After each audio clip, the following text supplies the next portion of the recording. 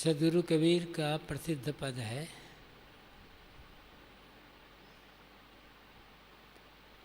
मन लागो मेरो यार फकीरी में, जो सुख होए हैं राम भजन में, सो सुख नाही अमीरी में। पीछे बैठो, या तो यदि रिकॉर्ड करना है तो इधर आकर बैठो।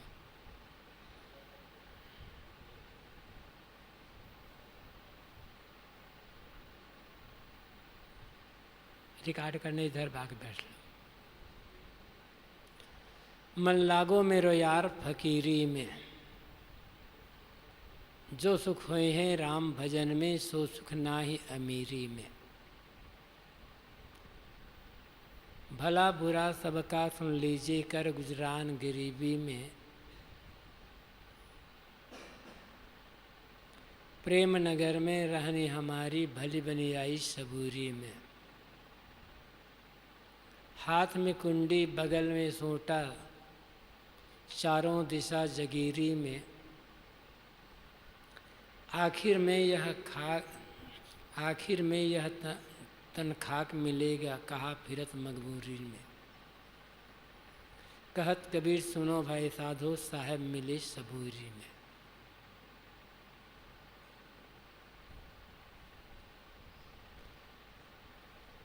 मन लागो मेरो यार फकीरी में।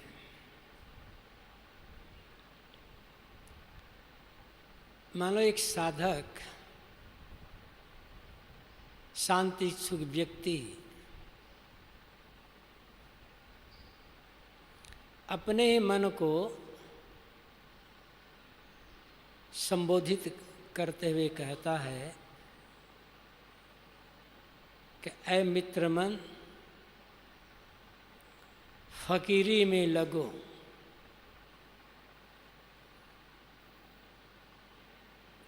तो फकीरी क्या है? फकीरी क्या साधुओं के लिए जरूरी है? फकीरी का अर्थ है निश्चिंतता, सारे आग्रह दुराग्रह से रहित, मन में कोई पकड़ नहीं, कोई आग्रह नहीं, सब समय निर्भय संतुष्ट रहना, यह फकीरी है।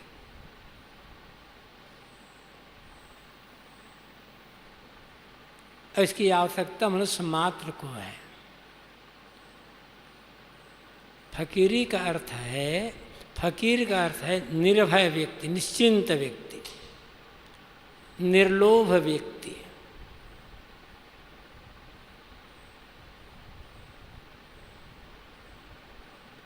आदमी व्यर्थ चिंता पाल पाल कर अपने को दुखी करता रहता है। चिंता तनाव का अर्थ है न हुआ दुख भोगना। जो दुख सामने आ गया है, कोई रोग है शरीर में, कोई व्याधि है, कोई समस्या है, ठीक है, उसको विवेकपूर्वक समाधान करें।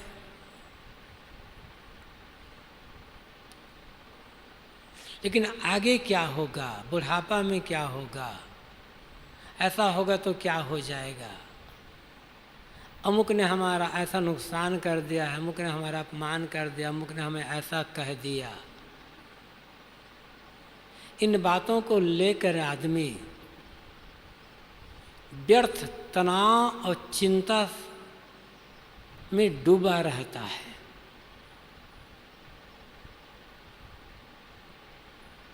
और ये न हुआ दुख भोगना,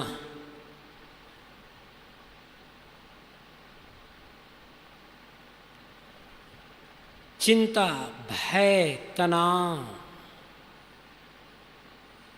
का अर्थ है अपने साथ दुश्मनी करना।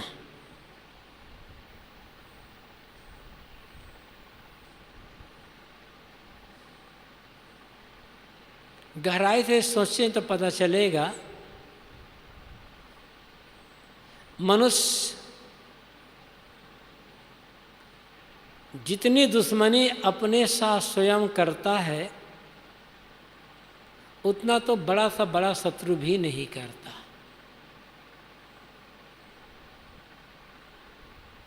बाहर का कोई शत्रु है तो क्या करेगा, थोड़ी कभी गाली दे देगा, कुछ काम बिगाड़ देगा, कोई चीज़ें बिगाड़ देगा, कभी दो चार डंडा मार देगा, कुछ निंदा अपमान कर देगा, इतना ही तो करेगा। ज़्यादा होगा तो जान से मार देगा, जान से मार दिए सब खत्म, चिंता दुख परेशानी। बाहर का जो शत्रु है अधिक से अधिक क्या करेगा, हत्या कर देगा बस, इससे बड़ा तो इससे आगे तो कुछ नहीं कर सकेगा वह। हत्या करने के बाद वो क्या करेगा। लेकिन गलत सोच सोचकर चिंता तनाव ईर्ष्या द्वेष में डूबा रह करके आदमी तो रोज अपनी आत्महत्या कर रहा है, रोज अपने साथ शत्रुता का व्यवहार कर रहा है। लेकिन ये बात समझ में नहीं आती है। ये अमुक के लिए नहीं है, अधिकतम लोगों का दशा यही है दुनिया में, चाहे वो साधु हो चाहे वो गृहस्थ हो। कितने साधु कहलाने वाले लोग भी हमेशा तनाव में डूबे रहते, चिंता से परेशान रहते हैं।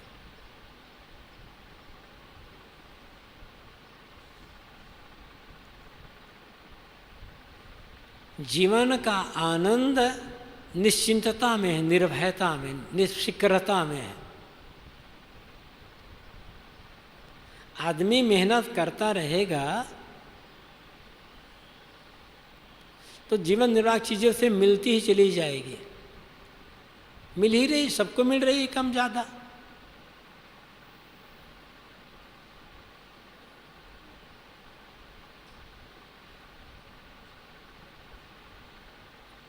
जीवन निर्वाह के लिए आदमी कोई दुखी नहीं है। गलत सोच सोच करके आदमी दुखी। फकीरी का मतलब है मन की सारी नकारात्मकता से ऊपर उठ जाना।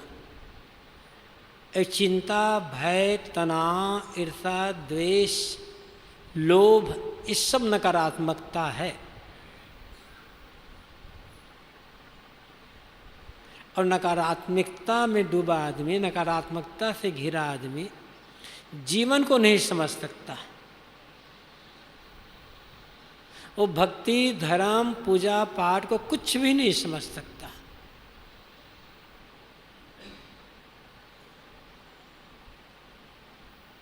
फकीरी का मतलब है निर्लोभता। आगे इसमें आया है, जो सुख पहिए राम भजन में सो सुख नाही अमीरी में, भली बरी सबके सुन ला कर गुजरान गए बीरी में। आगे एक पंक्ति में है, प्रेम नगर में रहनी हमारी भली बनी आई सबूरी में। सबूरी की आवश्यकता। तो फकीरी का अर्थ है निर्लोभता।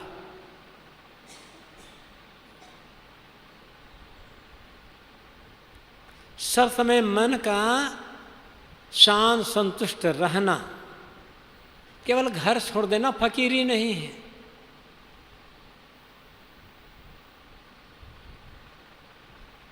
आगे क्या होगा इस चिंता से मुक्त हो जाना फकीरी है।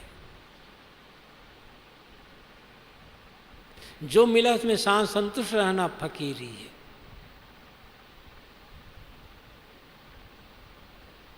दुनिया में लोग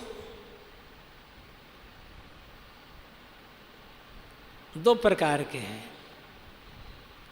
जिन्हें प्रायः धर्म के क्षेत्र में विश्वासवादी और विवेकवादी कहा जाता है। विश्वासवादी का मतलब है ऐसा व्यक्ति जो ये मानता है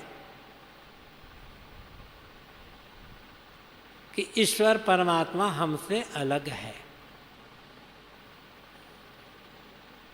और विवेकवादी का मतलब है जो मानता है कि ईश्वर परमात्मा हमसे अलग नहीं है, ये प्रत्येक घट में जो बैठा हुआ चेतन आत्मा है वही ईश्वर। हर व्यक्ति अपना ईश्वर, अपना परमात्मा, अपना तारक स्वयं है।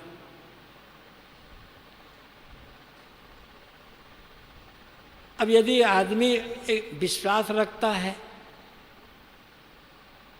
कोई एक ईश्वर है, वो सर्वशक्तिमान है, सर्वज्ञ है, सर्वांतर्यामी है, सब जगह है। इतना ही नहीं, ईश्वर दयालु है, न्यायी है, और ईश्वर अपने हर समय अपने भक्तों की रक्षा करता रहता है। बड़ी अच्छी बात है।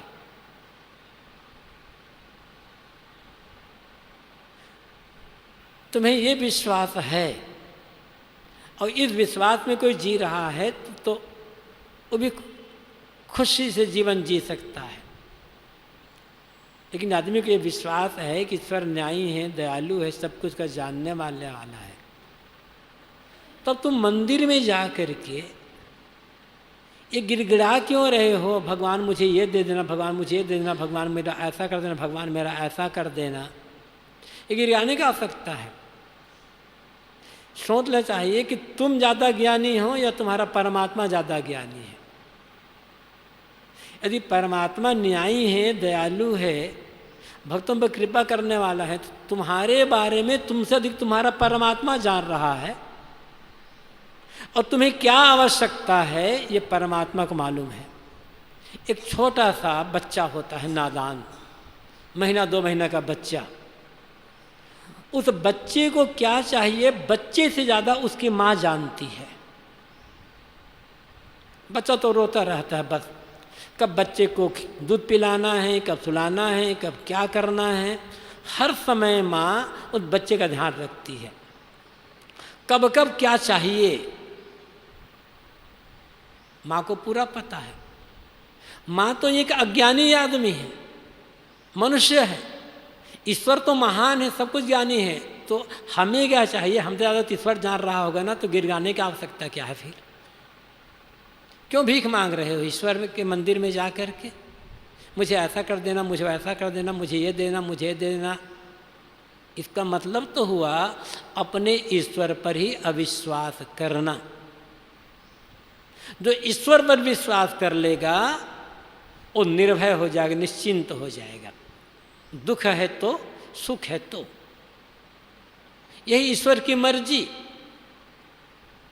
रोग आ गया, व्याधि आ गई, आर्थिक हानि हो गई, परिवार में वियोग हुआ, ठीक है, ईश्वर की मर्जी, ईश्वर का न्याय है, खुश हो रहो ना भाई उसमें। जब जो मिल जाए, सुख हो, दुख हो, हानि हो, लाभ